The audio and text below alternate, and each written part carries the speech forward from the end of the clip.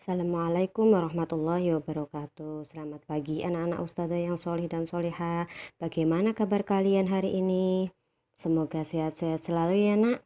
Di sini Ustazah Angga selaku pengajar mapel bahasa Indonesia kelas 4 akan menyampaikan materi tentang gagasan pokok dan gagasan pendukung. Tapi sebelum kita memulai pelajaran hari ini, marilah kita baca basmalah terlebih dahulu. Bismillahirrahmanirrahim. Baik, sekarang kita simak yuk video materi untuk hari ini.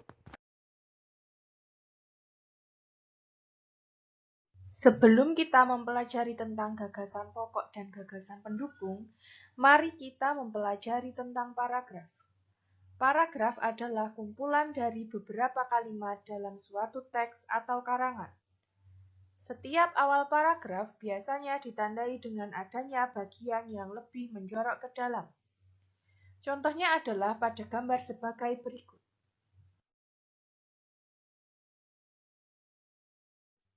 Pengertian gagasan pokok dan gagasan pendukung.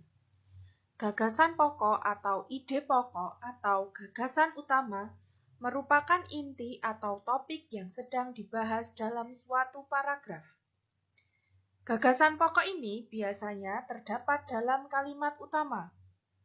Kalimat utama adalah kalimat yang menjadi inti atau dasar suatu paragraf.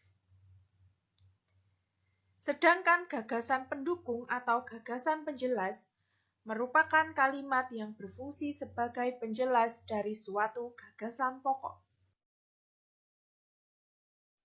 Untuk mencari gagasan pokok, maka kita harus menemukan terlebih dahulu kalimat utamanya. Kalimat utama ini bisa terdapat di awal paragraf, bisa juga terdapat di akhir paragraf, atau bisa terdapat di awal dan di akhir paragraf.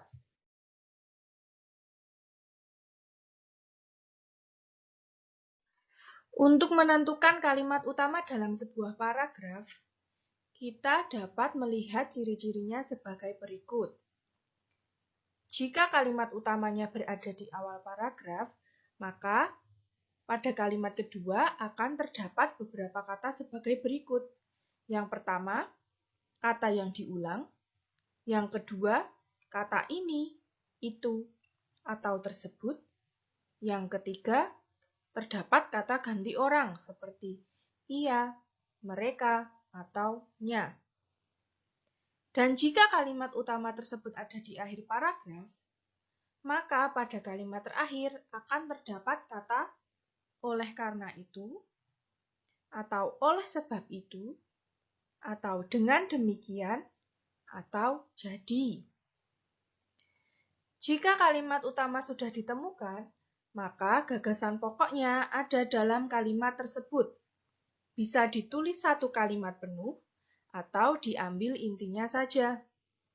Jika gagasan pokok sudah ditemukan, maka kalimat-kalimat yang lain merupakan pendukung dari paragraf tersebut. Cara menentukan gagasan pokok dan gagasan pendukung. 1. Bacalah teks dengan seksama. 2. Cermati kalimat pertama hingga kalimat terakhir pada setiap paragraf. 3. Temukan kalimat utama dan kalimat penjelas dari suatu paragraf. Coba kalian perhatikan contoh berikut. Gagasan pokoknya terdapat dalam awal paragraf, yaitu pawai budaya sangat menarik bagi kampung Babakan. Nah, untuk gagasan penjelasnya berarti adalah selain kalimat tersebut, berarti ada 5 gagasan penjelas. Yang pertama, pawai ini selalu menampilkan keragaman budaya Indonesia. Yang kedua, Udin dan teman-teman tidak pernah bosan menanti rombongan pawai lewat. Yang ketiga, tahun ini mereka datang ke alun-alun untuk melihat pawai tersebut. Yang keempat, kakek Udin pun terlihat sabar menanti. Dan yang terakhir, terdengar suara gendang yang menandakan rombongan pawai semakin dekat. Jadi, perbedaan gagasan pokok dan gagasan pendukung terletak pada fungsi setiap gagasan, di mana gagasan pokok merupakan inti dari paragraf, sedangkan gagasan pendukung merupakan penjabaran dari gagasan pokok.